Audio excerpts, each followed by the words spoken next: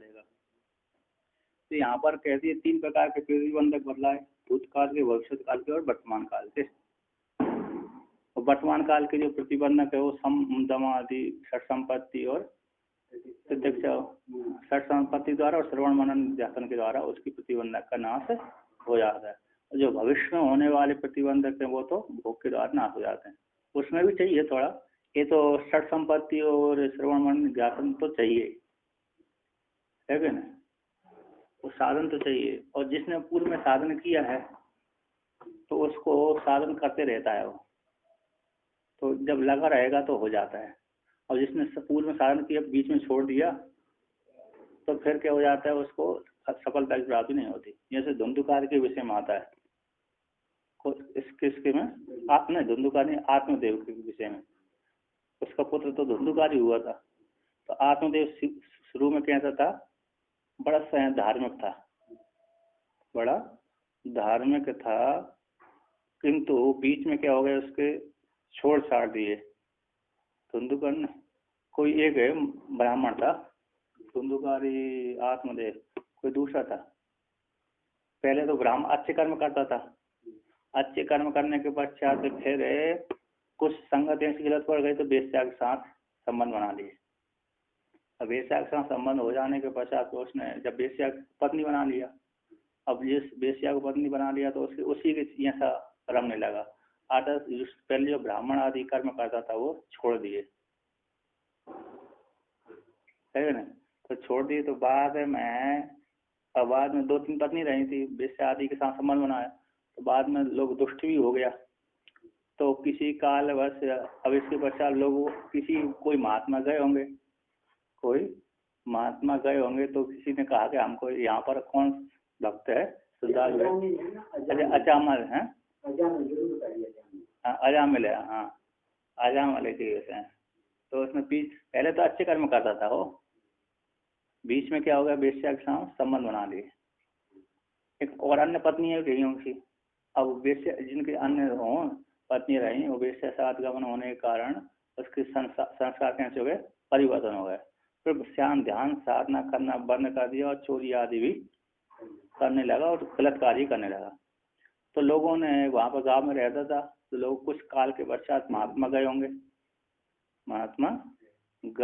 तो गए उनका यहाँ पर कौन भगत है जो सेवा करने वाला है। तो गाँव वालों ने मजाक में कह दिया वो अमुक व्यक्ति सेवा करता है। तो 4-5 महात्मा थे, वो चले गए उसका नाम सुन करके। हो सकता है उन्होंने ये नहीं सोचा कि इन्होंने झक्कू लगाया हमको, उन गाँव वालों ने झक्कू लगाया हमको, ऐसा नहीं सोचा उन्होंने। उनका श्रद्धा विश्वास करके चले गए। वहाँ जाकर के देखा कि ये तो दुष्ट व्यक्ति है। अब आई गए तो उसने भी स्वागत सत्कार किया।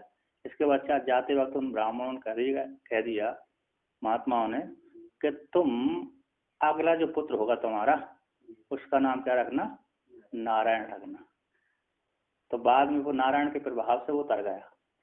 मृत्यु के समय यमदूत आए तो उसने अपने पुत्र को ही पुकारा था, नारायण को पुकारा, किंतु नारायण शब्द नारायण का विष्णु का वाचक है, तो उसी कारण उसको सदगति की प्राप्ति हो गई। तो ये बीच भगवान पार्षद आ गए, पार्षद विष्णु लोक को चला गया। तो कहते पहले जिसने कर्म किए बीच में छोड़ दिए, फिर लास्ट में कर्म करने लगा तो सुधर जाता है। यदि पहले किए कर्म अच्छे और बाद में अरे बंद कर दिए तो फिर उसको सदगति की प्राप्ति नहीं। हाँ, उसके कर्म बने रहेंगे, उसके कर्म का नाश नहीं होगा। तो यहाँ पर कहते हैं योग भ्रष्ट के विषय में कहते हैं, ननु एकेन त्रिजन्म भेद इति नियत कालत्वं भवता एव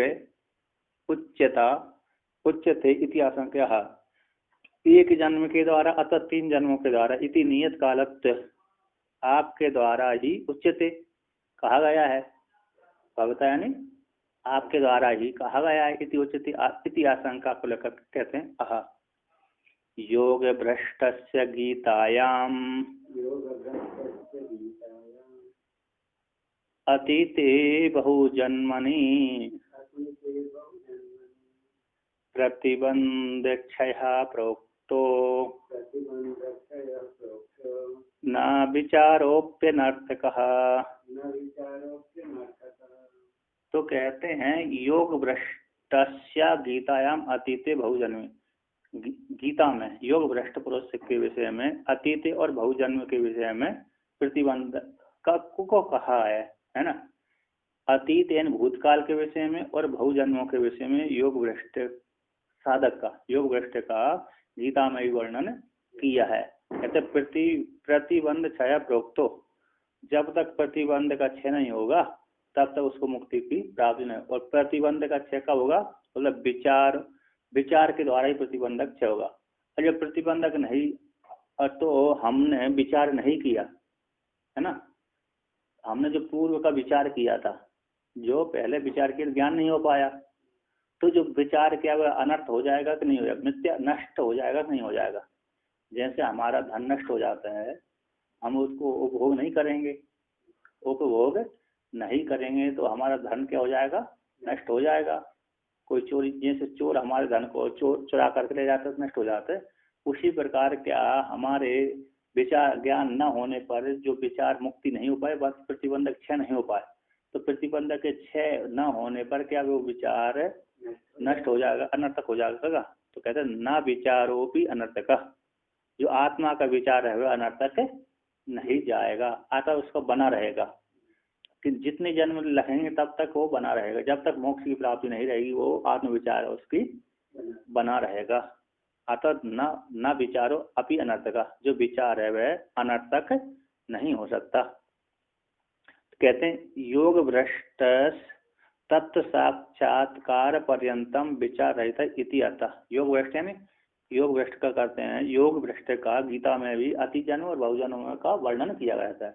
जब प्रतिबंधक क्षय को प्रयुक्त वहां पर प्रतिबंधक क्षय के रूप में कहा गया है। प्रतिबंधक जब क्षय हो जाता है उसको क्या हो जाता है, ज्ञान की प्राप्ति हो जाती है। और प्रतिबंधक क्षय जब तक नहीं हुआ था तब तक वो क्या प्रति जो विचार है वो नष्ट हो जाएगा, बोलते नहीं, नष्ट नहीं होगा। तो ऐसे योग भ्रष्ट है जो तत्व साक्षात्कार पर्यंत तक योग भ्रष्ट हुआ के विचार रहित होता है, अर्थात विचार नहीं कर पाया। तत्व साक्षात पर्यंत तक, तत्व साक्षात्कार पर्यंत तक उसने विचार नहीं कर पाया था, इसलिए वो जब कर तो रहा था, तत् आत्मा का विचार कर रहा था, विचार करते करते क्या वो सोच एक वासना जागृत हो गई। जैसे एक है ब्राह्मण साधना कर रहा था, बहुत साधना की उसने, तो साधना कर रहा था, तो साधना करते करते 90 वर्ष, 40 वर्ष, 50 वर्ष, 100 वर्ष हो गई, जंगल में उसी जब जंगल में कुटिया बना करके साधना करता था।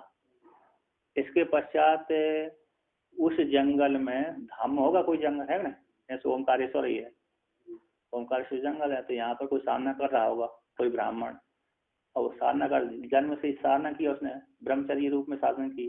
इसके पश्चात 70 वर्ष 80 वर्ष हो गए उसके साधना करते करते, और उस कुछ 80 वर्ष के पश्चात कुछ काल के पश्चात उसी स्थान पर एक राजा और राजा आ गया। तो राजा अपनी सेना के साथ अपनी पत्नियों के साथ आया, अर्थात 2 4 10 20 जितनी भी उसकी पत्नी होंगी, तो उसके साथ आया, सेना को लेकर के आया। तो उस राजा उसकी कुटिया के सामने से निकला, तो देखा कि राजा निकला तो सवारी निकल रही, बहुत धूमधाम से जा रहा है, हाथी घोड़े से आ रहा है, हाथी घोड़े पे बैठ करके जा रहा, सवारी पे जा रहा है। सारे लोग जी हजूरी कर रहे हैं, जितने भी पब्लिक है सारी जी हजूरी उसकी कर रहे हैं, सब नमस्कार करते हैं, उसकी आदर करते हैं। तो उसने कहा ये राजा को तो बड़ा सुख होता है, राजा को तो बड़ा, मैं तो जन्म से लेकर के अभी तक ब्रह्मचर्य रूप धारण करके जंगल में पड़ा हूँ, दुखी हो रहा हूँ, है क्या नहीं, दुखी हो रहा हूँ। उसमें ऐसा विचार आया, तो उसको उस राजा के सवारी को देख करके, उनकी स्त्रियों को देख करके उसको आसक्ति हो गई, तो काम में जागृत हो गई कि मैं भी राजा बनूं, क्योंकि इसमें बहुत सुख हो है, भारत जीवन में राजा बनने में बहुत सुख होता है। तो ऐसी साधना कर रहा था, क्योंकि यदि उसने भारत जीवन का उपभोग करके साधना करता तो कोई बात नहीं, बिना भारत जीवन से उपभोग ही उसने साधना चालू कर दी, जैसे हम लोग है ना। तो उसने साधना करते करते जब लास्ट में वो आ गया ना, राजा की सवारी को देख करके उसको काम वासना उसके विषय में जागृत हो कि राजाओं को बहुत सुख होता है, क्योंकि सबके ऊपर शासन लगा करते हैं, पत्नियां भी बहुत रखते हैं, तो इसलिए उसको उसकी देख करके उसके विषय में राजा बनने की इच्छा जागृत हो गए। तो अगले जन्म वो राजा ही बना, किंतु जब अगले जन्म में राजा बन गया तो एक साधना करी थी, उस साधना का फल नष्ट हुआ कि नहीं हुआ?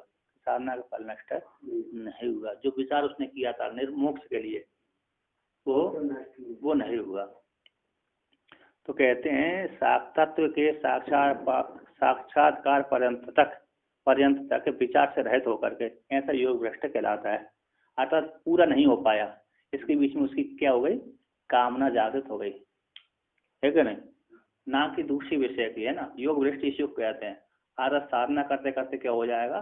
कामना आ गई बीच में, तो इसलिए उस कामना आ गई तो उस लोकों पर जाएगा। साधना के प्रभाव से ब्रह्मलोक आदि स्वर्गलोक आदि भोग भोगेगा।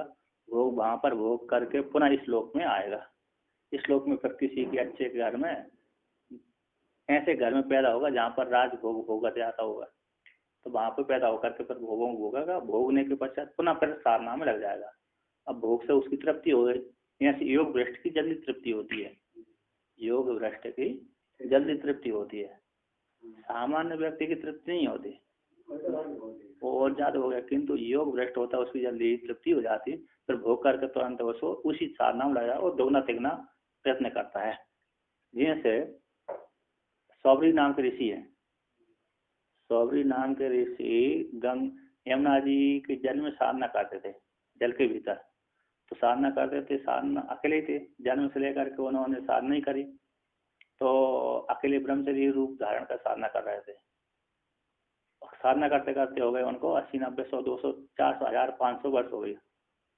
साधना कर रहे थे, जल के भीतर रहकर साधना करते थे। कोई दूर से बाहर से कोई नहीं देखता था। अब उनके चारों तरफ घूमती थी मछलियाँ। तो मछली ने बहुत बच्चे दिए, तो सारे बच्चे मछली को चुम्बन आदि स्पर्श आदि करते, आगे पीछे घूमते रहते थे, उसके स्पर्श करते रहते थे। उन मछलियों को देख करके उनको इच्छा जागृत हो गई, अरे इसको तो इसमें बहुत सुख होता है, इसमें, है कि नहीं। तो उन्होंने ऐसी मछलियों के बच्चों को देख करके, उनके स्पर्श सुख को देख करके उनको विवाह करने की इच्छा हुई। उन्होंने साधना छोड़ दी और तुरंत कहाँ चले गए? मानधाता के पास में। मानधाता से कहा, महाराज मैं विवाह करना चाहता हूँ, आप अपनी कन्या को दे दो, किसी एक कन्या दे दो मेरे लिए। मानधाता ने कहा, ये तो बुढ़ा हो गया, है कि नहीं, सभी बाल सफेद हो गए, पक गए, सारे झाड़ भी गए, जटा बन गई। अब मैं इस बुढ़े को कैसे अपनी जवान कन्या को दे दूं? और जो कन्या को यदि दे देता हूँ तो कन्या दुखी हो जाएगी, या तो इसको छोड़कर चली जाएगी दूसरे के पास, अथवा कहीं गलत कार्य करने लगेगी।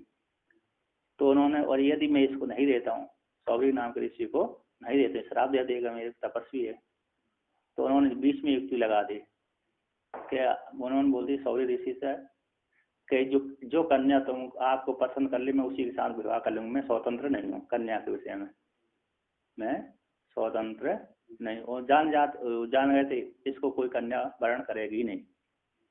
राज भोग करके राज को गए, अरे क्या, ये भिक्षा वाले को, जो रोडपति है, करोड़पति को छोड़कर करोड़पति को कोई वरण नहीं करेगा। आता वैसे ही बुढ़ा हो गया, बूढ़े को कोई जवान कन्या वर्ण नहीं कर सकती।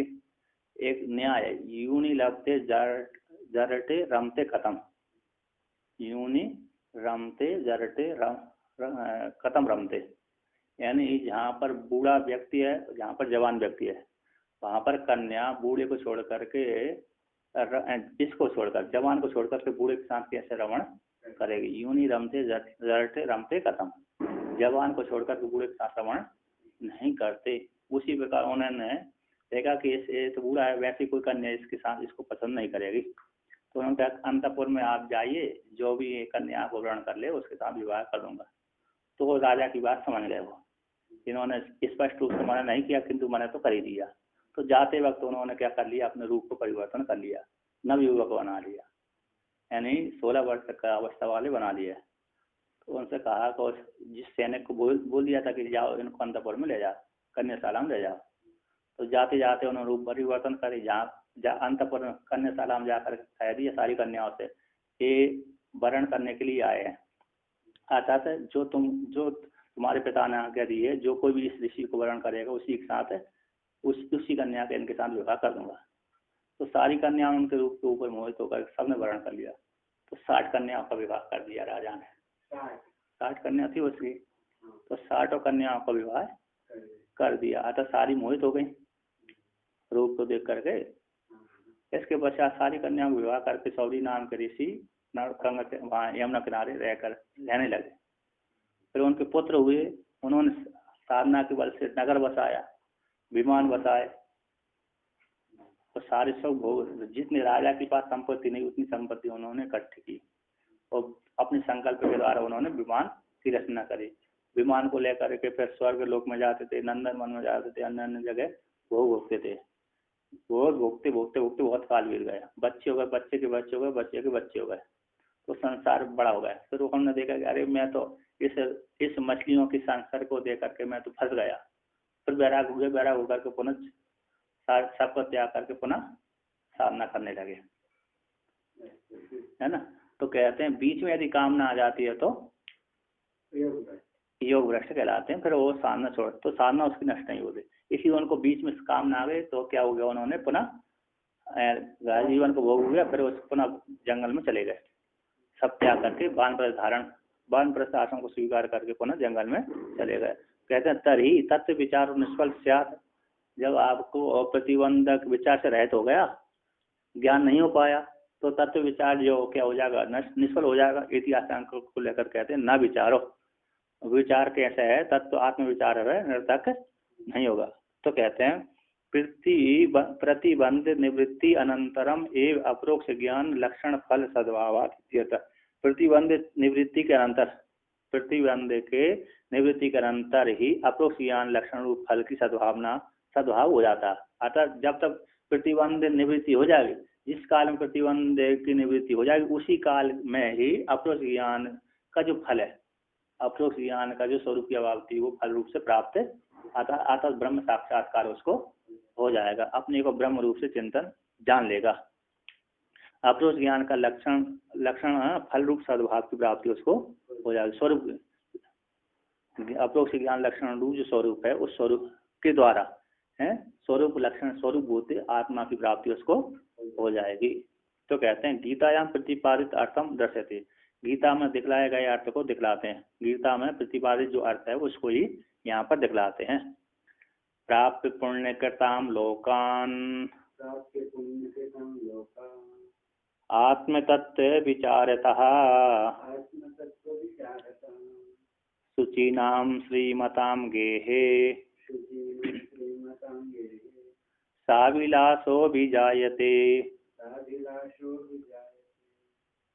कहते हैं प्राप्त पुण्य कृताम लोकान आत्म तत्व विचारता, आत्म तत्व के विचार से, आत्म तत्व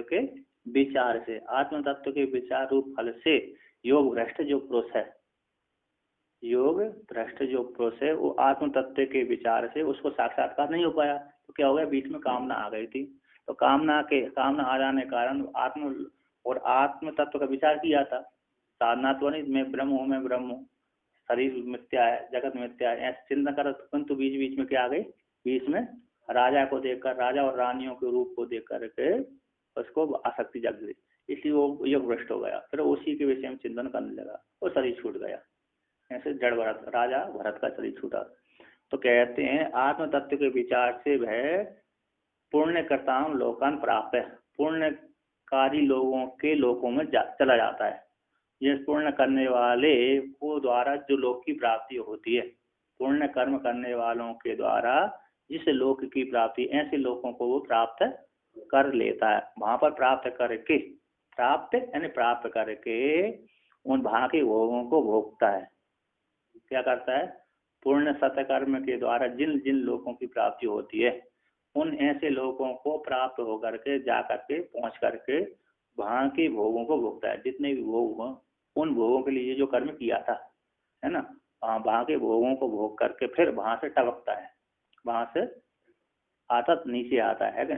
आता स्वर्ग में जो गया व्यक्ति वहां से क्या करता है, पानी के जल के माध्यम से गिरता है, यानी आपोमय पुरुष श्रुति आती है, एक पुरुष कैसे आपोमय श्रद्धामय, है ना, आपोमय और श्रद्धामय पुरुष है। तो जैसे उसको मालूम हो जाता कि मेरे पुण्य क्षीण हो गए, उसी चिंता से उसका शरीर पिघल जाता है, गल जाता है।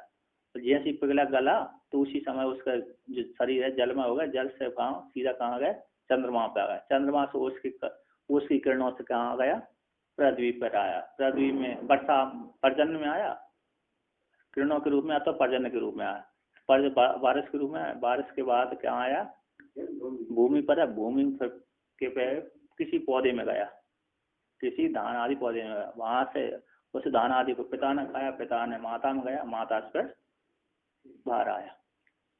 तो कहते हैं इस प्रकार से वहां पर भोगों को भोग करके पुण्य क्षय हो जाने के पश्चात शुचि नाम श्रीमताम गए, जो पवित्र अंतःकरण वाले हैं, ये पवित्र अंतःकरण वाले, अतः जिनका कुल पवित्र है, जिनका पुत्र पवित्र है, ऐसे शुचि वालों के घर में, और श्रीमताम, श्री यानी ऐश्वर्य जिनके पास बहुत है ना, मुक्त रूप लक्ष्मी भी हो सकती है, अतः जिनके वंश परंपरा में मुक्त ही होते रहे हैं, अथवा जिनके पास अपार संपत्ति है, भोगों के साधन पर्याप्त मात्रा में रहते हैं, ऐसे श्रीमताओं के घर में गए, घर में साविलासो अभिजात, अभिलाषा से युक्त होकर के वह यो वरिष्ठ पुरुष उत्पन्न होता है।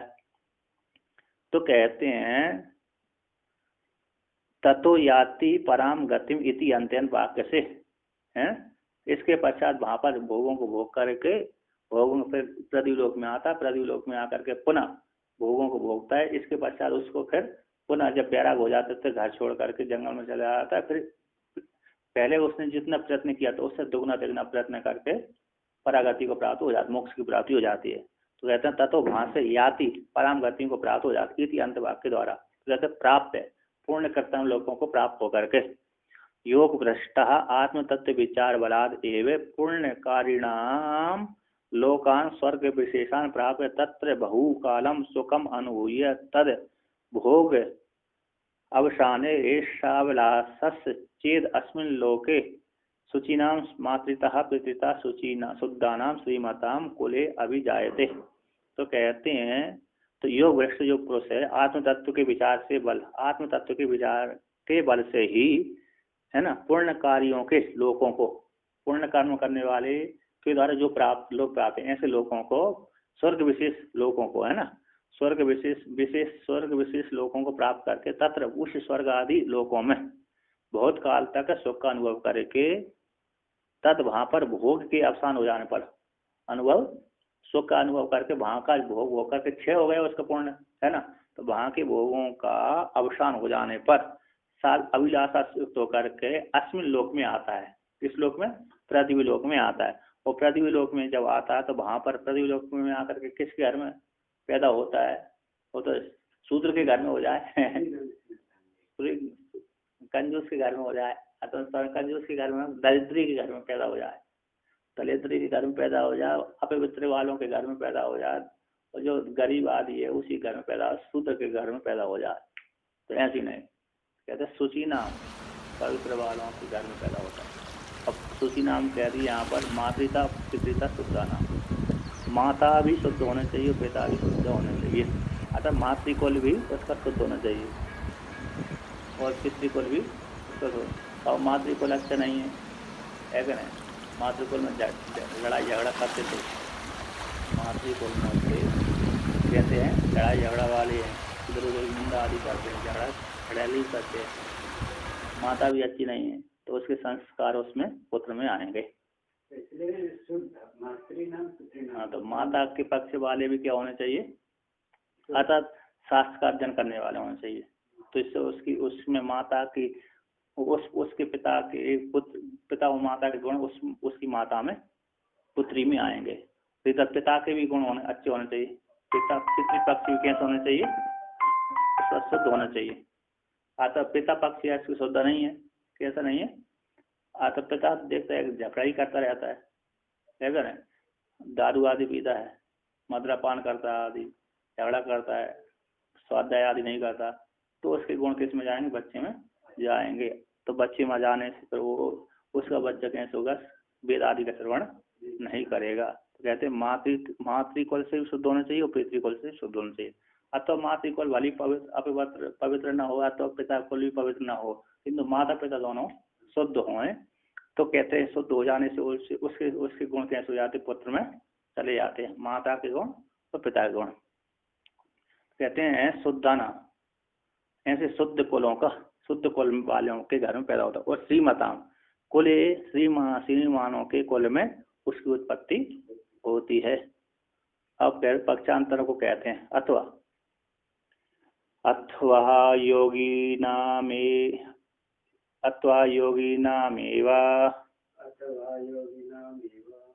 कुले भवति धीमताम निहिते प्रियो ब्रह्म तत्त्वस्य विचारात् तद्धि दुर्लभम।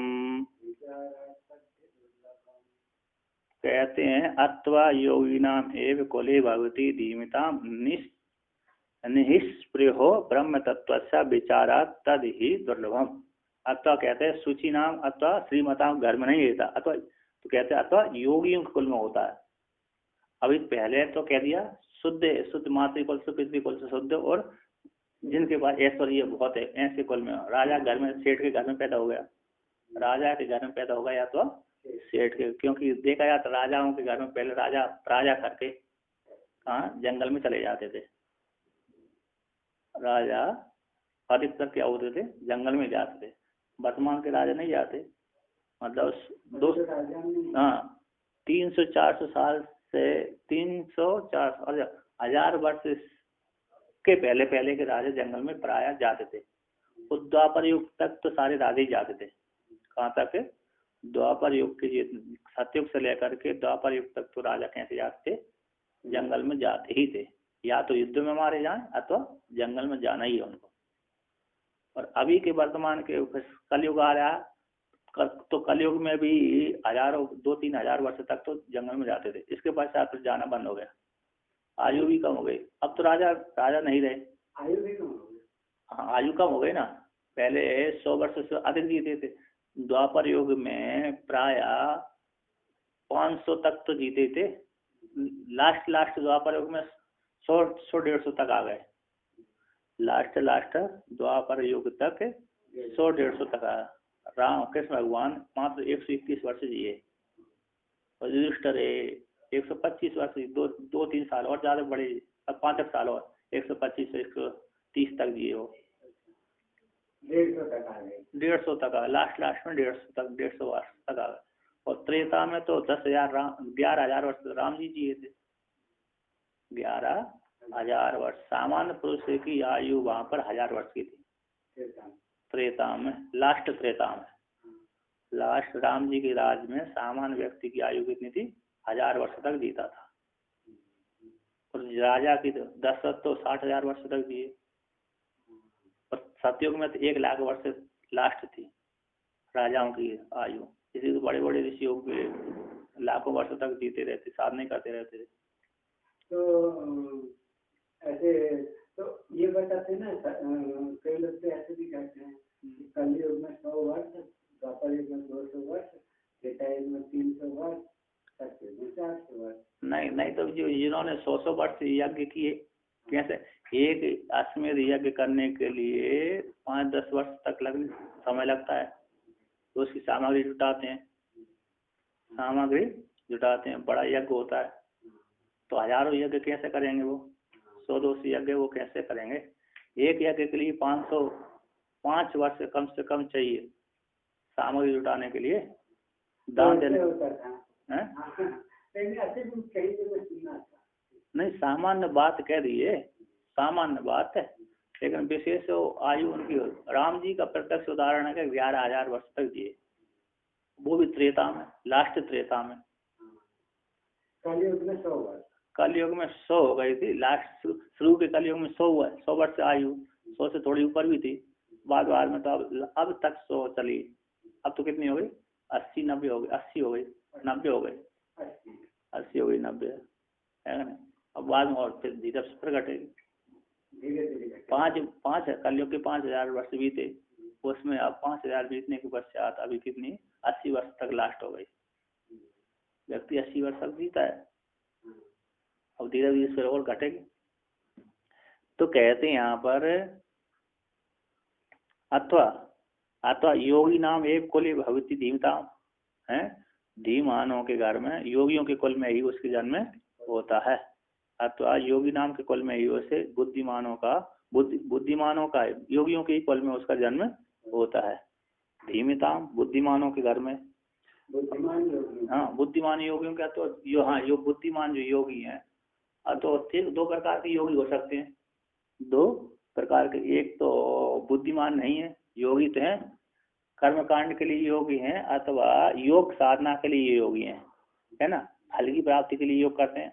अथवा ये और दूसरी योग कैसे हैं, आत्म तत्व को विचार करने वाले योगी हैं, है ना। बुद्धिमताम शब्द योगी नाम का विशेषण होता है। हाँ ये भी, वो दोनों मतलब दोनों कर रहे हैं। एक तो योगी नाम को योगी होगा ये जैसे पातंजलि योग दर्शन है, बड़ी बड़ी अष्ट सिद्धियों को साधना करने वाले, ऐश्वर्य को प्राप्त करने वाले। अथवा दूसरे जो योगी कैसे आत्म तत्व को प्राप्त करने वाले, तो ऐसे तो कहते अथवा बुद्धिमान योगियों के कुल में, ठीक यही अच्छा है। धीमताम योगी नाम है कुल भगवती, तो बुद्धिमान जो योगी अर्थात आत्म तत्व का विचार करने वाले जो बुद्धिमान है, आत्म तत्व के विचार में लगे रहते हैं, ऐसे बुद्धिमान है। ऐसे बुद्धिमानों के कुल में उसका योग भ्रष्ट का जन्म होता है।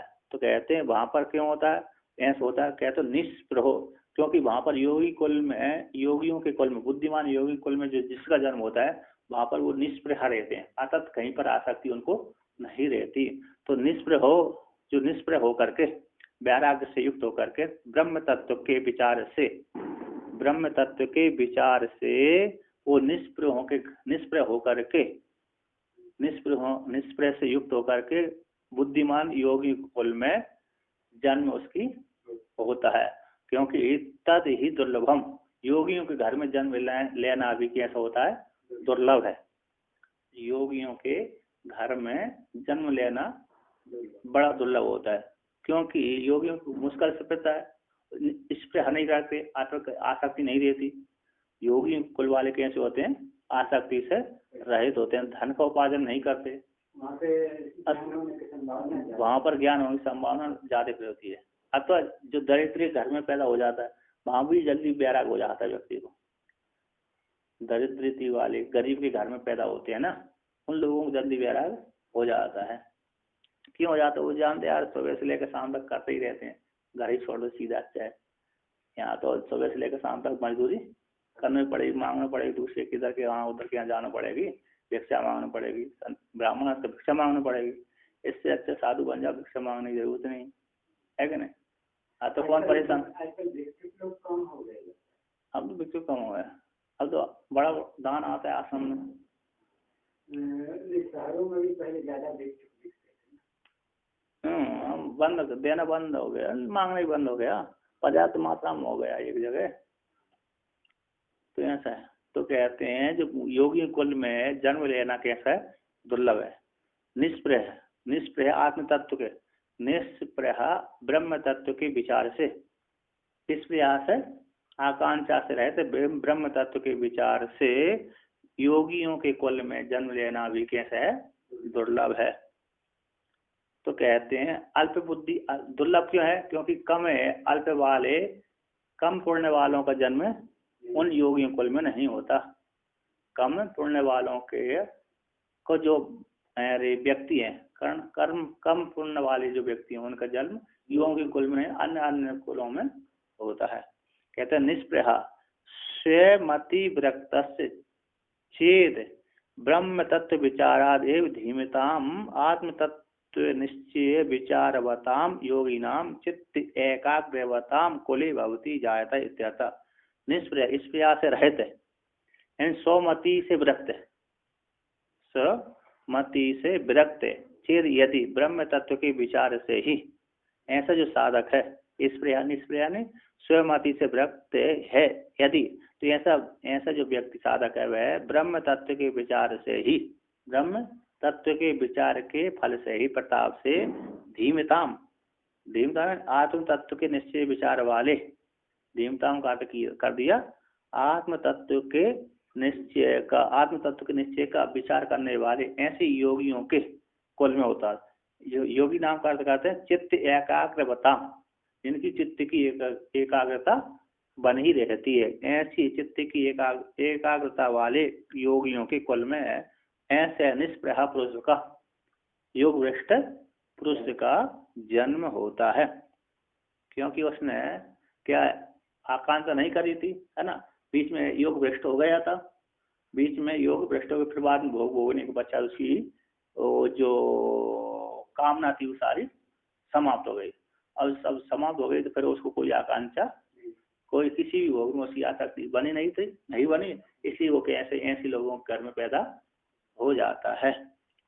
इसके पश्चात कहते हैं पूर्वस्मात् पक्षात को विशेषयति, तो इस पूर्व के पक्ष से शुचिनाम श्रीमताम गे साविलास हो जाते, शुचिनाम श्रीमताम, इस वाक्य से योगिनाम को ले धीमताम योगिनाम को ले, इस वाक्य में क्या विशेषता है ना, तो पूर्व पक्ष से का विशेषता है, इस पक्ष में क्या विशेष है, अत्वा कर दिया है ना, अतः योगी धीम बुद्धिमान योगी कुल में पैदा होता है।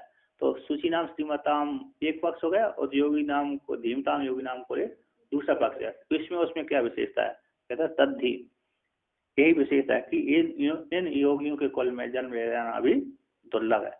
ही यस्मात् कारणात् तद योगी कुले जन्म दुर्लभम अल्प पुण्येन अलभ्यम इत्यर्थ। इस हेतु से, इस कारण से तद योगी कुल में, योगियों के कुल में दुर्लभ यानी अल्प पुण्य के द्वारा उस योगियों के कुल में जन्म लेना संभव नहीं है, यही इसमें विशेषता है। तस्य दुर्लभत्व उत्पादिति, उसकी दुर्लभत्व को ही उत्पादन करके दिखलाते हैं। तो कहते हैं तत्रेतम बुद्धि संयोगम लभते हे पौर्वदेहिकम यतते च ततो भूयस तस्माद् एतद् हि दुर्लभम।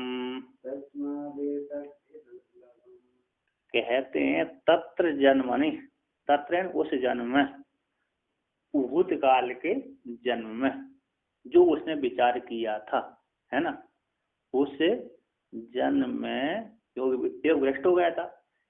अतः योग भ्रष्ट ही होते हैं, अथवा कामना प्रारब्ध शेष बचा था, है ना, प्राय योग भ्रष्ट ही रहता है। तो ऐसा योग भ्रष्ट जो पुरुष है, उसने योग भ्रष्ट वाले साधक ने पूर्व जन्म में जो साधना करी थी, पूर्व जन्म में जो आत्म तत्व का विचार किया था, ऐसे उस पूर्व जन्म में तम बुद्धि संयोगम लभते पौर्वदेहिकम, पूर्व देह में जो साधना करती उसमें जो बुद्धि, कहते बुद्धि संयोग था, अर्थात ज्ञान का ब्रह्म विचार का चिंतन अभ्यास जो करता था, ऐसे ब्रह्म के विचार का जो अभ्यास करता था पूर्व जन्म में, वो अभ्यास इस जन्म में आकर उसको शीघ्र ही उसकी फल की प्राप्ति हो जाती है, शीघ्र बुद्धि संयोग को प्राप्त कर लेता है। कहता है पौर्वदेही का, पूर्व देहों में जिसने जो साधना करी थी, उस साधना की इस जन्म में उसको शीघ्र संबंध की, बुद्धि के साथ संबंध उसकी हो जाता है। इसलिए तो कहते हैं तत् यत्न कर यतते ततो भूयस तस्मात् एतद् ही दुर्लभम, कहते हैं यत्न करता, उससे जब बुद्धि संयोग को प्राप्त हो जाता है, पूर्व जन्म की गए जो उसने ब्रह्म तत्व का विचार किया था, उसी इस जन्म में आकर के उसको शीघ्र उस ब्रह्म तत्व की स्फूर्णा हो जाती। कोई संयोग प्राप्त हो गया, कोई संयोग प्राप्त होते ही अथवा अवस्था आते ही अपने आप उसकी इच्छा जागृत हो जाती है कि मैं वेदांत का स्वाध्याय करूं, ब्रह्म तत्व का चिंतन करूं। तो यत्न करता, कहते तत्व भूयस चाहते, फिर इस जन्म में आकर के उस संयोग को, बुद्धि के संयोग को प्राप्त होकर के उससे भी पूर्व देह में जो प्रयत्न किया था उससे भी बढ़ करके यत्न करता है। तस्माद एतद् ही दुर्लभ, इसलिए एतद् जो जन्म है, योगी कुल में जन्म है, वो दुर्लभ है, क्योंकि यहाँ पर उसको शीघ्र लाभ की, बुद्धि संयोग की प्राप्ति हो जाती है। उस जन्म से ही देखता रहता है कि मेरे पिताजी क्या कर रहे हैं, आत्मा का चिंतन कर रहे हैं। जन्म से ही देख, तो जन्म से देखते देखते उसको तुरंत ही अपने पूर्व जन्म की स्मृति, पूर्व जन्म का जो अभ्यास है स्मरण हो जाता है अपने आप। इसी जन्म देख, लौकिक उदाहरण है कि जो व्यक्ति पूर्व जन्म में उसने वो चलाया है, जैसे कंप्यूटर आदि चलाया है, तो ऐसा व्यक्ति जल्दी कंप्यूटर सीखता है। जिस व्यक्ति ने पूर्व जन्म में अंग्रेजी सीखी है तो इस जन्म में जल्दी और सीख जाता है, और जिस जन्म में पूर्व में वेदांत का स्वाध्याय किया उसको वेदांत में अधिक रुचि रहेगी, जल्दी धारण कर लेगा। और जिस पूर्व जन्म में उसने न्याय अधिक पढ़ा है तो इस जन्म में उसकी रुचि किस में रहेगी, न्याय में रहेगी, और जल्दी न्याय कंठस्थ उसको होगा, खुलेगा। अब किंतु जिसने पढ़ाई नहीं है, ना न्याय पढ़ा, ना व्याकरण पढ़ी, ना अन्य पढ़ी, संस्कार नहीं पूर्व जन्म के, तो इस जन्म में वो क्या धीरे धीरे से चलता है। यदि संयोग प्राप्त हो गया तो धीरे धीरे से उसकी बुद्धि खुलेगी, एकाएक ही नहीं खुलेगी। किंतु जिन लोगों ने पूर्व में अच्छे कर्म वो किए थे, प्रयत्न अभ्यास किया था उस चीज को, तो इस जन्म में आकर के उनको शीघ्र क्या हो जाती, उस फल की उसमें प्रवृत्ति हो जाती। जैसे वर्तमान में 5 साल के 10 साल के बच्चे क्या करते हैं, 5 साल के बच्चे 7 साल के बच्चे मोबाइल चलाने में माहिर एक्सपर्ट हो जाते हैं कि नहीं? क्यों होते हैं? क्योंकि उन लोगों ने पूर्व जन्म में उसका अभ्यास किया था, है कि नहीं? पूर्व के कलयुग में, इस कलयुग में नहीं किया, बोले पूर्व के कलयुग में अभ्यास किया था, कंप्यूटर चलाने का, मोबाइल चलाने का उनका अभ्यास था, इसलिए उनको इस जन्म में आकर तुरंत ही वो 5 साल का बच्चा तुरंत चलाने लगता है। और जो बूढ़े बूढ़े हैं 80-90 वर्ष के, उनको चलाने नहीं आता, है कि नहीं? क्यों नहीं आता? क्योंकि पूर्व जन्म में उन्होंने अभ्यास नहीं किया था। एक जगह इसमें भी है, कहते हैं जो पूर्व के कलयुग के मनुष्य हैं वो कलयुग में पैदा होते हैं, सतयुग के मनुष्य सतयुग में पैदा होंगे, और द्वापर युग के मनुष्य द्वापर में होंगे, त्रेता के मनुष्य त्रेता में पैदा होंगे, और कलयुग के मनुष्य कलयुग में पैदा होते हैं। हाँ, और अब विपरीत हो जाता है। विपरीत कैसे होता है? कलयुग के जो सात्विक मनुष्य हैं, कलयुग के जो सात्विक के मनुष्य हैं वो द्वापर युग में पहुंच जाते हैं, और द्वापर युग के सात्विक मनुष्य त्रेता में पहुंच जाते हैं, त्रेता में जन्म हो जाता है। कलयुग के सात्विक मनुष्यों का जन्म द्वापर युग में हो जाता है, और द्वापर युग के सात्विक मनुष्यों का जन्म त्रेता में हो जाता है, और त्रेता के सात्विक मनुष्यों का जन्म सतयुग में होता है, और सतयुग के सात्विक मनुष्यों का जन्म मोक्ष की प्राप्ति हो जाती है कि नहीं? यदि ज्ञान हुआ तो मोक्ष, ज्ञान नहीं हुआ तो सतयुग में पैदा होंगे, वो त्रेता में, क्योंकि उन्होंने इतना अधिक कर्म किया उसको यहाँ पर कलयुग में नहीं रोक सकते। सतयुग का जो जन्म था, कर्म था, फल था, वो त्रेता में उसका नहीं हुआ। हमको 1 लाख वर्ष तक एक ही शरीर में रहकर भोगना है, तो त्रेता में तो इतनी आयु नहीं मिलती है? द्वापर युग में इतनी आयु नहीं मिलती, कलयुग में तो मिलती नहीं, 1 लाख वर्ष तक है। सतयुग की तो कुल आयु कितनी है? सतयुग की कुल आयु, अरे 4 और 8 16 है ना, तो 17,56,000 है। 17 लाख 4,32,000 कलयुग की है, उसका दोगुना कर दो, 8,32,000 64, 8,64,000 द्वापर युग की हो गई। 4 और बढ़ा दी, 4 और 32 बढ़ा दीजिए, 12 लाख और 13 हो गए। अब 4 लाख और बढ़ा दी और 32 और बढ़ा दिए, तो 17 लाख हो गए। 17,56,000 ऐसे आ जाए, 30 है यहाँ। तो सतयुग की 4 क्रम से बढ़ती है, 28 जो भी, तो 4 लाख है बढ़ती रही। तो सतयुग की आयु सबसे ज्यादा है, मतलब 17 लाख है। 17 लाख में एक आदमी 1 लाख वर्ष जिए। हाँ, एक बहुत से व्यक्ति 1 लाख जीते हैं। राजा और ऋषि की आयु है। राजाओं की आयु क्यों इतना ज्यादा जिए? तो सब पूरा युग का बहुत सारा समय तो वही लोग जिए हैं। तो राजा के लिए, राजा और उनकी रानियां, राजा जी और रानी जी और ऋषि जी थे। और सामान्य पुरुष तो कितने जिएंगे? 1000 वर्ष 2000 वर्ष तक, क्योंकि उनकी इतनी पुण्य नहीं होता। राजा ने पुण्य हजारों वर्ष में यज्ञ किए, उसका फल तो अधिक मिलेगा, है ना? जिसने अधिक पुण्य किया उसको फल अधिक मिलेगा। ऐसे राजा है उसकी सम्मान अधिक होता है? नहीं होता। सामान्य प्रजा का सम्मान थोड़ी इतना थोड़ी होता है, क्या होता है? राजा का सम्मान सामान्य प्रजा का नहीं हो, इसलिए उसने अधिक पुण्य की, इसलिए उसको ऐसे फल की प्राप्ति होती है। सतयुग में इनका दशरथ का 63,000 की आयु आती है, 60,000 62,000 की। तो कम पुण्य थोड़ी किया होगा उन्होंने पूर्व जन्म में, बहुत किया होगा। और राम तो भगवान विष्णु है, तो उन्होंने भी 10-11 हजार वर्ष जिए लास्ट तक। तो कहते हैं, है ना, तो यहाँ पर कहते हैं, तो यही कहते ये तो बुद्धि संयोग को प्राप्त हो जाता। पूर्व देव में, पूर्व जन्मों में उसने जो बुद्धि वेदांत तत्व का विचार किया है, वो वेदांत तत्व का विचार उसको योगी कुल में होकर के तुरंत ही उस बुद्धि संयोग को प्राप्त कर लेता है। यानी वेदांत तत्व के विचार के संयोग की प्राप्ति उद्भूत हो जाता है, बुद्धि के साथ उस तत्व का विचार का संबंध बन जाता है। इसलिए अब इसमें जैसे उसने जान लिया कि मैंने पहले कर्म कम किए थे, अब यहाँ पर मेरे यदि कम कर्म करूंगा, यत्न करूंगा, तो पुनः मेरे को शरीर की प्राप्ति होगी, मोक्ष की प्राप्ति नहीं हो सकती। इसलिए यहाँ पर संभल करके क्या करते हैं, अधिक पूर्ण करता है, प्रयत्न करता है।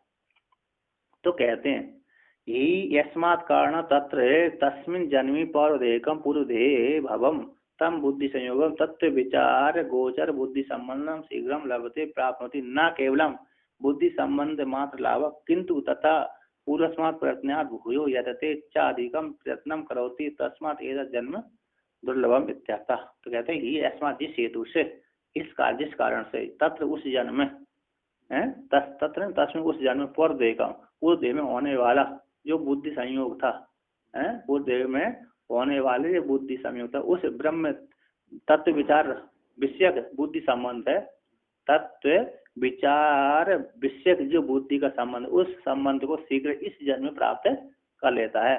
वो तो शीघ्र लभते प्राप्त होती, कहते हैं संबंध अकेला उस बुद्धि ब्रह्म तत्व विचार रूप बुद्धि के संबंध को अकेला मात्र संबंध अकेले मात्र को प्राप्त नहीं करता, कहते हैं न केवल बुद्धि संबंध मात्र को प्राप्त करता है, किंतु उससे भी कहते हैं तथा उस जिस पूर्व काल में जैसा प्रयत्न किया था उससे दुगना तिगुना अधिक प्रयत्न करता है, पुरुषार्थ करता है। कहता है तथा उस पूर्वस्मात् प्रयत्न से पुरुषार्थ से अधिक भूयन अधिक यथते अधिकम प्रयत्न करोति, अधिक प्रयत्न करता, अधिक पुरुषार्थ करता है। इसलिए अधिक पुरुषार्थ करने के कारण एक जन्म के ऐसा योगी कुल में रहना, उत्पन्न लेना दुर्लभ है। सामान्य व्यक्ति के घर में पैदा लेगा तो वो प्रयत्न नहीं करेगा, यदि संयोग प्राप्त हुआ तो प्रयत्न करेगा, यदि संयोग प्राप्त हो गया तो प्रयत्न करेगा, किंतु सामान्य व्यक्ति इतना प्रयत्न नहीं करता। इसीलिए तो ज्यादातर श्रुति में कहते हैं ब्राह्मण संन्याधारण ब्राह्मण ज्ञानी हो जाते हैं। क्यों होते हैं? क्योंकि वो पहले वो समदम शिक्षा और प्रति आदि से रहते हैं। ब्राह्मण कैसे रहते हैं? समदम आदि से रहते हैं। जब जो समदम आदि करेगा उसको ज्ञान जल्दी, वैराग्य भी जल्दी होगी और ज्ञान भी जल्दी हो जाता है। अब जिन्होंने समदम आदि किया नहीं तो उनके बच्चे भी आदि कैसे होंगे? बहिर्मुखी होंगे, है कि नहीं? तो कहते हैं भूरि अभ्यास के कारण, अधिक अभ्यास में कारण को बदलाते हैं। तो पूर्वाभ्यासेन तेनैव ह्रियते है बसोऽपि सः अनेक जन्म संसिद्धिसे ततो याति पराम गतिम।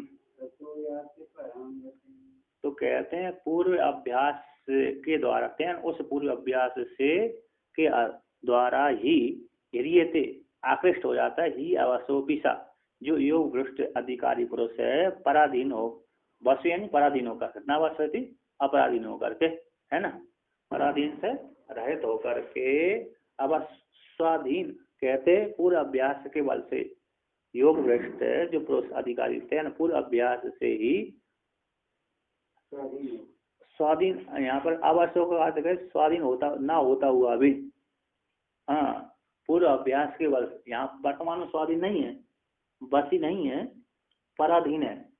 कहते हैं पूर्व अभ्यास से तेन उस इस कल में नहीं किया, हम नहीं चाहते कि हम क्या कर जाए, हमारे बाबा बन जाए, हमने नहीं चाहा, आपने नहीं चाहा है, हमने नहीं चाहा कि हम बाबा बन जाए, घर छोड़ दें, घर का त्याग कर दें, महात्मा बन जाए, किंतु पूर्व के संस्कार ऐसे जागृत हो गए कि मजबूरी में छोड़ना पड़ी, महात्मा बनना पड़े, है कि नहीं?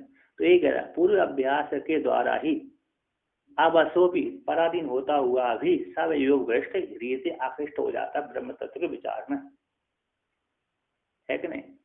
हर कोई कहता है सुख भोगने की इच्छा करता है, किंतु संस्कार उसको क्या कर देते, सुख भोगने नहीं देते। कहते अनेक जन्म संसिद्धि से, अनेक जन्मों से वो सिद्ध होता हुआ आ रहा। अतः अनेक जन्मों से क्या आ रहा है, उसने सत्कर्म ही किए।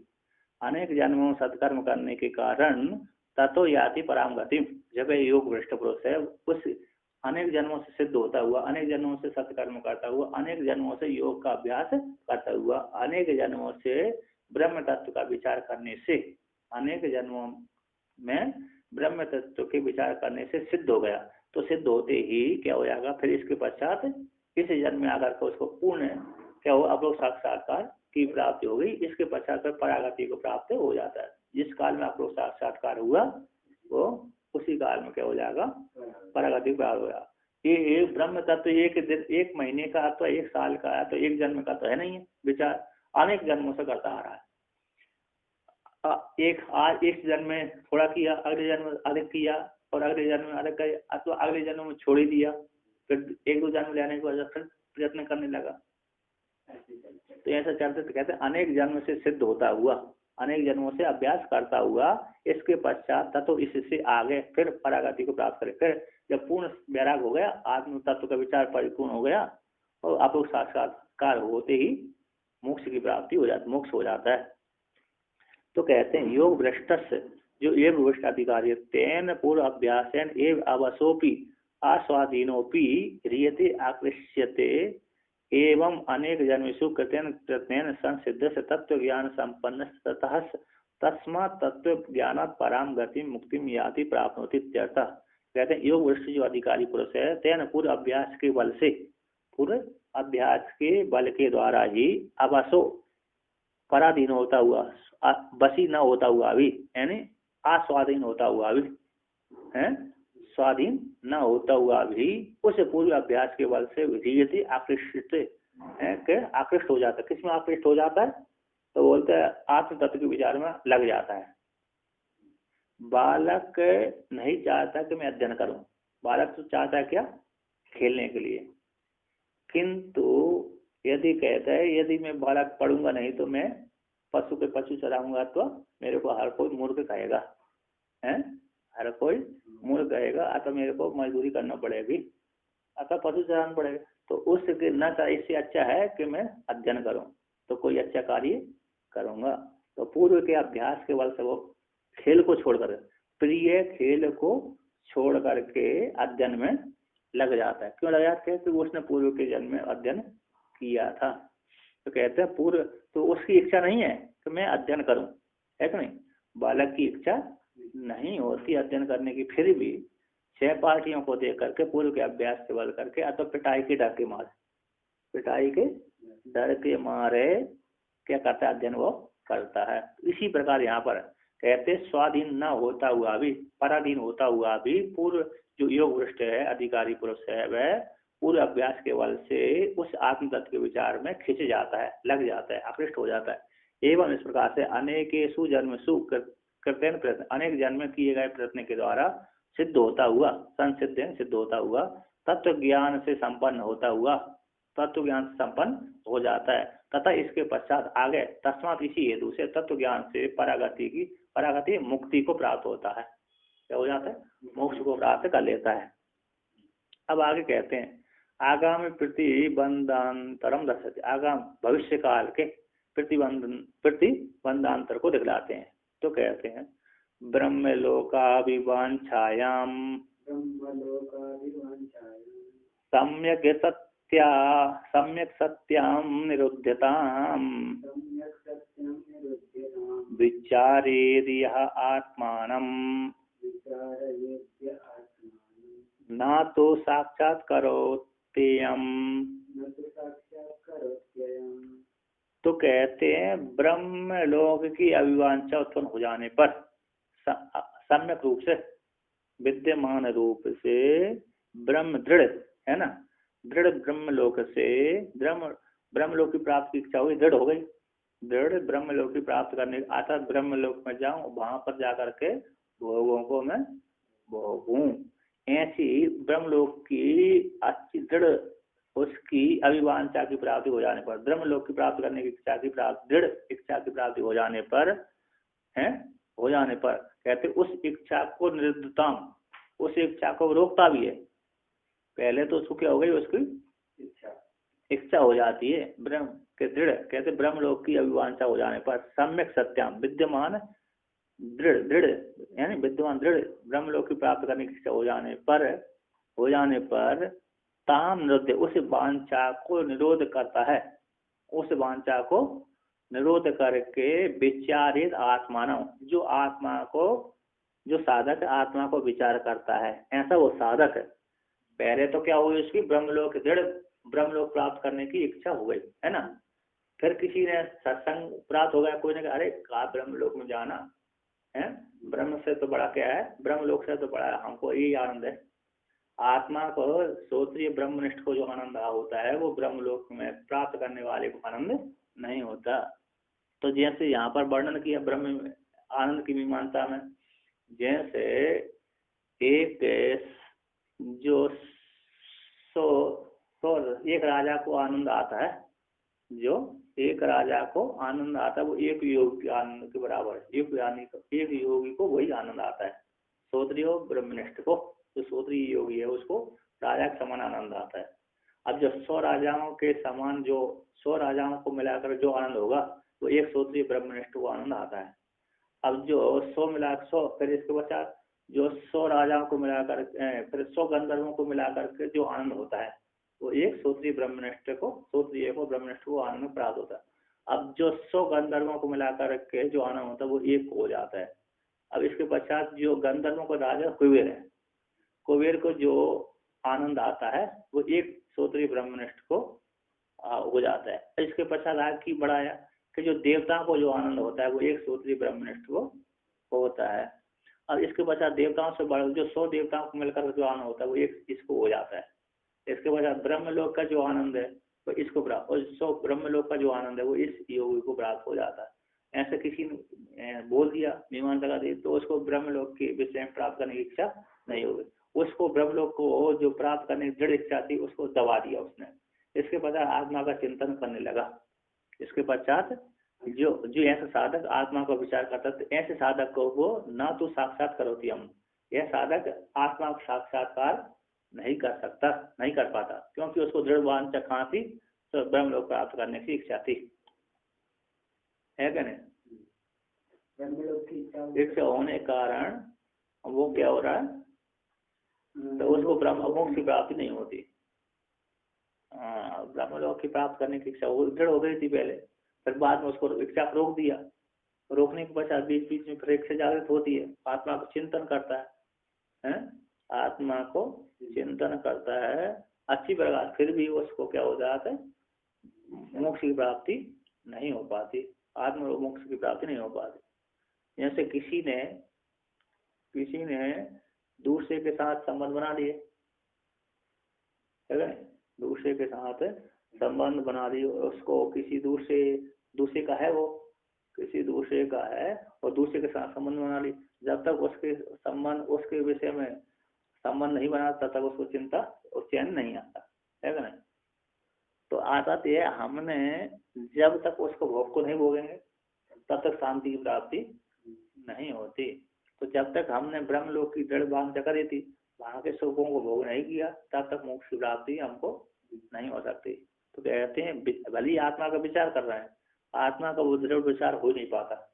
क्यों नहीं हो पाता, क्योंकि हमारी दृढ़ वांछा आकांक्षा वहां पर आशा प्राप्त करने की वहां पर बैठी ही थी, ज्यादा फलवती दृढ़ हो गई थी। वो दृढ़ नहीं होती तो ये वो नष्ट हो जाती, किंतु दृढ़ होने के कारण हम विचार भी कर रहे हैं, फिर भी क्या था, हमको मोक्ष की प्राप्ति नहीं होती। जैसे ध्रुव को है, ध्रुव को किसकी दृढ़ वांछा थी, मैं राज्य करूं, है ना, राजा बनने की दृढ़ वांछा थी, इसलिए उसको भगवान ने दर्शन भी दिए, भगवान ने दर्शन भी दिया, दर्शन देने का साक्षात्कार कर भी करा दिया, विष्णु ने अपना स्वरूप को प्रतिपादन कर दिया, फिर भी उसको ज्ञान की इच्छा नहीं हुई। जब भगवान दर्शन देने के चले गए, उसने मांगा तो क्या मांगा, राजगद्दी मांगी, क्योंकि राजगद्दी के लिए उसने क्या किया, तपस्या करी थी। तो भगवान ने उसको कहा ठीक है, मेरी प्रभाव से तुम राजा बनोगे और तुमको ध्रुवलोक की प्राप्ति होगी, जो लोग किसी को नहीं प्राप्त हो गए ऐसे लोग को तुम प्राप्त हो गए। पूर्वेन सत्य, अर्थात है किसी लोक विशेष है, विष्णु भगवान का लोक विशेष जो ध्रुव है, उस लोक की तो उनकी प्राप्ति होगी। जब भगवान दर्शन देकर चले गए, वरदान देकर चले गए, तब उसको वैराग हुआ, अरे मैंने भगवान से के परिच्छिन्न वस्तु मांग ली। क्या मांग ली? परिच्छिन्न वस्तु मांग ली, लोक विशेष मांगा। देखो मैं अपनी विमाता के कटाक्ष बाणों के आघात से, सौतेली माता के कटाक्ष बाणों के आघात से मैंने भगवान से राजगद्दी, जो भगवान मोक्ष को देने वाले हैं, मोक्ष लक्ष्मी को देने वाले हैं, उनसे मैंने तुच्छ वस्तु राज लक्ष्मी को मांग लिया। उसमें बाद में वैराग हुआ उसको, फिर भी वैराग होने के पश्चात भी उसको ज्ञान नहीं हुआ। अतः लोक विशेष उसको राज प्राप्ति प्रवाद में भोग होगा, उसने लोक विशेष में गया, बाद में फिर मुक्त हुआ होगा। कहते प्रतिबंधक होने पर, दृढ़ वांछा हो जाने पर, ब्रह्मलोक की प्राप्ति की इच्छा हो जाने पर भी जो आत्मा का विचार करता है उसको ब्रह्मलोक की मोक्ष की प्राप्ति नहीं हो पाती है ना, तो साक्षात्कार नहीं कर पाता ऐसा साधक है। तो कहते हैं, टीकाकार कहते हैं, ब्रह्मलोक प्राप्ति इच्छायाम दृढ़ायाम सत्याम ताम निरुद्य सह आत्मानाम विचार्यते तस्य साक्षात्कारो नैव जायते तथा। ब्रह्मलोक प्राप्त करने की दृढ़ इच्छा हो जाने पर, दृढ़ इच्छा की प्राप्ति हो जाने पर उस दृढ़ इच्छा को रोक करके जो साधक है आत्मा के विचार करता है, ऐसे साधक को साक्षात्कार की उत्पत्ति नहीं होती। कहते हैं ननु तरी तस्य कदापि मुक्ति न स्यात् इतिहास। तो कहते हैं तरी तब तो ऐसे साधक की किसी भी काल में मुक्ति नहीं होगी, किसी भी प्रकार से मुक्ति नहीं हो सकती। इतिहास शंका को लेकर कहते आहा, कहते हैं वेदांत विज्ञान सुनिश्चितार्था इति शास्त्रता। एक वाक्य है, देखो वेदांत विज्ञान चितार्था इति शास्त्रतः ब्रह्मलोके सपरा कल्पान्ते ब्रह्मणः सह मुच्यते। एक वाक्य है, वेदांत विज्ञान सुनिश्चितार्थ संन्यास योगात् यतया शुद्ध सत्व ते ब्रह्मलोकेषु परांत काले परामृता मुच्यन्ति सर्वे परामृता परिमुच्यन्ति सर्वे। वेदांत नीचे की टीका में दिया, वेदांत विज्ञान सुनिश्चितार्थः संन्यास योगात् यतया शुद्ध सत्व ते ब्रह्मलोके तु परांत काले परामृतात् परिमुच्यन्ति सर्वे। इत्यादि श्रुति है, दूसरी जगह उसी है, दूसरी प्रकार में केवल उपनिषद में दूसरी प्रकार, ते ब्रह्मलोक परांत काले परामृता परिमुच्यन्ति सर्वे, है ना। तो कहते हैं वही आदि श्रुति दे दी है। और मैं कहते हैं वेदांत विज्ञान के द्वारा सुनिश्चित किया अर्थ को, है वेदांत विज्ञान से सुनिश्चित कर लिया अर्थ को, जान लिया जिसने अर्थ को, सुनिश्चित कर लिया पदार्थ को। वेदांत विज्ञान के, वेदांत जो ज्ञान है उपनिषद भाग से, जिसने वेदांत को विज्ञान, वेदांत का जो ज्ञान है उपनिषद कांड के द्वारा उत्पन्न होने वाले जो ज्ञान है, आत्मा के विषय आत्म संबंधी जो ज्ञान है, उस ज्ञान को सुनिश्चित अर्थ को जिसने धारण कर लिया, किससे? शास्त्र से। वेदांत विज्ञान के द्वारा निश्चित कर लिया अर्थ जिसने शास्त्र से, वेदांत शास्त्र से, ऐसा जो साधक है उसने इस लोक में निश्चय कर लिया वेदांत विज्ञान के द्वारा। वेदांत विज्ञान से सुनिश्चित किया गया अर्थ ऐसे सन्यासादियों ने, सन्यासियों ने, है ना, यतियों ने, यत्न करने वालों ने, त्यागियों ने वेदांत विज्ञान के द्वारा सुनिश्चित अर्थ को में जो लगे रहते हैं, इसके पश्चात उनको मोक्ष की प्राप्ति नहीं हो पाए, तो वेदांत विज्ञान के विचार के फल से उनको ब्रह्मलोक की प्राप्ति हो गई। तो कहते हैं वहां पर शास्त्र से जिन्होंने वेदांत विज्ञान के सुनिश्चित अर्थ को जान लिया है, धारण कर लिया, कैसे? शास्त्र के प्रभाव से। तो शास्त्र के प्रभाव से, विचार से, शास्त्र से निश्चय करके ऐसी जो साधक सन्यासी आदि हैं, है ना, तो कहते हैं वो ब्रह्मलोक की उनको प्राप्ति हो, अर्थात उनकी मुक्ति कैसे होगी? क्रम मुक्ति होगी। जो यहीं पर रहते रहते ज्ञान हो गया तो विधेय मुक्ति यहीं है, सद्य मुक्ति हो जाएगी। यहीं पे रहते रहते उनको ज्ञान हो गया सद्य मुक्ति, और किंतु यहाँ पर रहते रहते उनको ब्रह्मलोक की वांछा थी, तो यहाँ पर मोक्ष की प्राप्ति नहीं हो, तो ब्रह्मलोक में गए, ब्रह्मलोक में जाकर तो उनको ज्ञान हो जाएगा। कहते ब्रह्मलोक में जाते उनको ज्ञान हो जाता है। ज्ञान होने के पश्चात फिर वहां पर क्या कहते हैं? भोग भोगते हैं। तो कब तक भोगेंगे? 1 साल 2 साल नहीं, जब तक वहाँ भोग ज्ञान, वहां पर जाते ही उनको ज्ञान हो गया और ज्ञान होगा तो पुनः उनका जन्म प्रतिलोक में नहीं होगा। तो उनका जन्म नहीं हुआ तो क्या करेंगे, शरीर छूटेगा नहीं। शरीर उनका कब छूटेगा, जब महाप्रलय आएगी, जब ब्रह्मा जी की आयु पर्यंत तक उनको भोगना पड़ेगी, चाहे तब भी वो अपना शरीर नहीं छोड़ सकते, है ना। शरीर कब तक बना रहेगा, जब तक ब्रह्मा जी की आयु समाप्त नहीं होती। जैसे ब्रह्मलोक में प्राप्त हो जाने पर, ब्रह्मलोक में सकल्पांते है, कल्पकांत हो जाने पर, अर्थात ब्रह्मा जी की आयु समाप्त हो जाने पर ब्रह्मा जी के साथ ही वो मुच्यते, कौन, जो साधक सन्यासी और यत्न करने वाले हैं, वो ब्रह्मलोक में जाकर के ब्रह्मा जी से ज्ञान प्राप्त करके ब्रह्मलोक में ज्ञान प्राप्त हो जाता है। यहीं ज्ञान हो गया था, किंतु प्रतिबंधक किसका था, ब्रह्मलोक का था। तो ब्रह्मलोक में जाते उनको यहाँ भी ज्ञान हो गया और यहाँ भी पूरा ज्ञान था, थोड़ा बहुत बचा रहा, प्रतिबंधक रहा।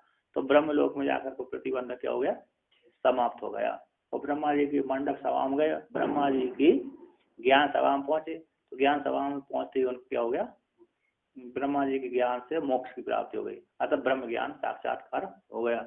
तो वहां पर फिर साक्षात्कार होने के पश्चात फिर क्या करेगा जीव, साधक क्या करेगा, और तो घूमेगा फिरेगा मस्ती करेगा, ठीक है ना। तो कहते वहां पर फिर इसके बाद शरीर फिर क्या करेगा, तो शरीर छूट जाएगा, ज्ञान होगा, बोल नहीं, ब्रह्म कल्प के अंत में जाकर के ब्रह्मा जी साथ ही वो विधेय केवल की प्राप्ति होगी, तो वहां पर जीवन मुक्त होकर के विचरण करेगा। तो कहते हैं वेदांत विज्ञान सुनिश्चितार्थः संन्यास योगा देता शुद्ध सत्व ते ब्रह्मलोकेषु परांत काले परामृता परिमुच्यन्ति सर्वे। अपत्ति का एक दिया है, कहता है वेदांत विज्ञान के द्वारा, वेदांत विज्ञान के द्वारा सुनिश्चित किया गया आत्मा है, सुनिश्चित कर लिया है आत्मा को, है सुनिश्चित आत्मा, वेदांत विज्ञान के द्वारा सुनिश्चित, हाँ सुनिश्चित अर्थ का, सुनिश्चित अर्थ का विषय, सुनिश्चित विषय रूप आत्मा के विषय में जो निश्चय कर लिया है। ऐसे संन्यास योग से, त्याग के योग से यतियों ने, कौन है, सन्यासियों ने, संन्यास योग से, त्याग के योग से वेदांत विज्ञान के द्वारा आत्मा के विषय में निश्चय कर लिया। वेदांत विज्ञान से सुनिश्चित कर लिया कि आत्मा ही सत्य जगत मिथ्या है ना, परिपक्वता उन्होंने ले ली। वेदांत विज्ञान के द्वारा जिस आत्मा के विषय में निश्चय कर लिया है, आत्मा के विषय में जिनका दृढ़ निश्चय हो गया, ऐसे यत्न करने वाले सन्यासी हैं, यत्न करने वाले जो सन्यासी हैं, संन्यास योग से, संन्यास त्याग के, जब तक हमको त्याग नहीं होगा तब तक हम निष्धारण नहीं कर सकते। तो त्याग, संन्यास योग से, त्याग से ही वेदांत विज्ञान के द्वारा हमने आत्मा के विषय में निश्चय कर लिया। ऐसे निश्चय करने वाले जो सन्यासी हैं, सन्यासी यति हैं, वो शुद्ध सत्व, वो कहते हैं उनका अंतःकरण कैसे शुद्ध अंतःकरण वाले हैं। ऐसे शुद्ध अंतःकरण वाले सन्यासी हैं, निश्चित अर्थ में लगे रहते हैं, वेदांत विज्ञान के द्वारा निश्चित की अर्थ में वो लगे रहने वाले जो यति हैं, सन्यासी हैं, शुद्ध अंतःकरण वाले हैं। ते वे सन्यासी कहते ते वे ब्रह्मलोक के परांत काले, वो ब्रह्मलोक में जाकर के वो सन्यासी क्या कहते हैं, शुद्ध अंतःकरण के द्वारा आत्मा के विचार से, यहाँ पर ज्ञान नहीं हो पाया था क्योंकि उनको ब्रह्मलोक की वांछा थी, इसलिए ब्रह्मलोक में जाकर के वे प्रांत काले, जब महाप्रलय की प्राप्ति होगी उस काल में, तो ब्रह्मलोक में जाती उनको प्रतिबंधक क्षय हो गया और मोक्ष की वो क्या हो गया, ब्रह्म ज्ञान की अनुभूति हो गई, साक्षात्कार होगा। यहीं पर साक्षात्कार हो गया था, किंतु प्रतिबंधक कहाँ था, ब्रह्मलोक का प्रतिबंधक था। तो ब्रह्मलोक में जाकर प्रतिबंध समाप्त हो गया और समाप्त हो जाने के पश्चात क्या हो गया, उनको वहां पर रह करके जीवन मुक्ति की अवस्था में विचरण करते हैं। तो कहते हैं परांत काल में ब्रह्मा जी का जब काल आएगा, महाप्रलय आएगा, उस महाकाल में परामृता परिमुच्यन्ति सर्वे, जितने भी सन्यासी हैं यहाँ से जंगल का सेवन करने वाले, पंचाग्नि विद्या वाले, ओमकार की साधना करने वाले, जो जिन्होंने आत्मा के लिए चिंतन किया था, वो वहां पर है मोक्ष को प्राप्ति हो जाते हैं। ब्रह्मा जी के साथ साथ भी विधेय केवल की प्राप्ति उनको हो जाती है, जीवन मुक्त होकर कर विचरण करते हैं, ब्रह्मलोक में जीवन होकर कर विचरण करते हैं। किंतु विधेय केवल कब होगा, जब ब्रह्मा जी की आयु समाप्त होगी। तो स्मृति, ये श्रुति कहती है, अविस्मृति बतलाते हैं, कहते हैं ब्रह्मणः सह ते सर्वे संप्राप्ते प्रतिसंचरे परस्यांते कथात्माना प्रविशन्ति परम पदम। तो कहते हैं ब्रह्मा जी के साथ वे सारे मुक्त हो जाते हैं। कब हो जाते हैं? संप्राप्ति प्रति संचरित, जब महाप्रलय की प्राप्ति हो जाने पर, महाप्रलय की जब प्राप्ति हो गई, प्रलय की प्राप्ति हो जाने पर ब्रह्मा जी के साथ ये सारे जितने भी साधक थे वो सारे मुक्त हो जाते हैं।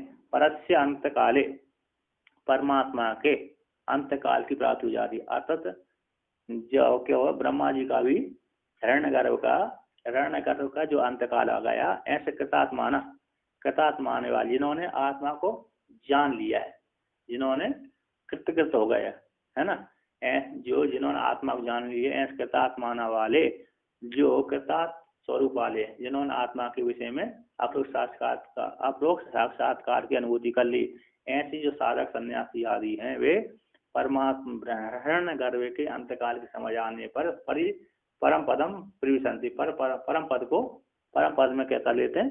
प्रवेश कर जाते हैं, है ना। महाप्रलय के समय वो क्या कर लेते हैं? परम पद, ब्रह्मा जी के अंतकाल, हिरण्यगर्भ के अंतकाल के आया निःश्रेष में प्रवेश कर जाते हैं। इत्यादि शास्त्र वसाद, इत्यादि शास्त्र के वश से ब्रह्मलोक प्राप्ति के अनंतर तत्व साक्षात्कृत्य है, ब्रह्मलोक की प्राप्ति के अनंतर तत्व को साक्षात्कार करके ब्रह्मा जी के साथ मुक्तिर भविष्यति, ब्रह्मा जी के साथ क्या हो जाते हैं? मुक्त हो जाते हैं। ऐसे स्मृति में वर्णन किया है। ठीक है, क्या है? वेदांत विज्ञान के द्वारा आत्मा के विषय में निश्चय कर लिया है जिन सन्यासियों ने, जिन यतियों ने सन्यास योग से, त्याग रूप योग से वेदांत विज्ञान के द्वारा निश्चय कर ली है आत्मा के विषय में जिन सन्यासियों ने, ऐसे शुद्ध अंतःकरण वाले जो सन्यासी हैं, वे सन्यासी ब्रह्मलोक की कामना होने के कारण ते वे ब्रह्मलोक को प्राप्त हो जाते हैं। क्या हो जाते हैं? वे सन्यासी, यत्न करने वाले सन्यासी, वानप्रस्थी सन्यासी आदि, है ना। तो ब्रह्मलोक में प्राप्त होकर के, ब्रह्मलोक में जा करके वहां पर ब्रह्म परांत काले, यानी हिरण्यगर्भ के अंतकाल की प्राप्ति हो जाने पर परामृता, पर अमृत स्वरूप को प्राप्त हो जाते हैं, अमृत स्वरूप हो जाते हैं। परिमुच्यंति सर्वे, सारे जो सन्यासी वे ब्रह्मा जी के अंतकाल में पर ब्रह्म परमात्मा में लीन हो जाते हैं और मुक्त हो जाते हैं, है क्या नहीं? क्या हो जाते हैं? ब्रह्मलोक में प्राप्त हो जाते हैं। ब्रह्मलोक में जा करके वहां पर ब्रह्मलोक में जा करके तत्व का साक्षात्कार कर लेते हैं। ब्रह्मलोक में प्राप्त होकर के तत्व का साक्षात्कार करके फिर जब हिरण्यगर्भ का समय आ जाता है, ब्रह्मा जी का समय आया अथवा हिरण्यगर्भ का, तो हिरण्यगर्भ के अंत्यकाल की प्राप्ति हो जाने पर जितने भी सन्यासी साधक आदि थे जो ब्रह्मलोक में ज्ञान के लिए गए थे, जिनको यहाँ पर ज्ञान नहीं हो पाया था, वो ब्रह्मलोक में जाकर जिनको ज्ञान हो गया था, ऐसे सारे सन्यासी यत्न करने वाले यति वे हिरण्यगर्भ के साथ साथ विधेय कैवल्य को प्राप्त हो जाते हैं, पर ब्रह्म परमात्मा में लीन हो जाते हैं, वो सारे मुक्त हो जाते हैं, है ना।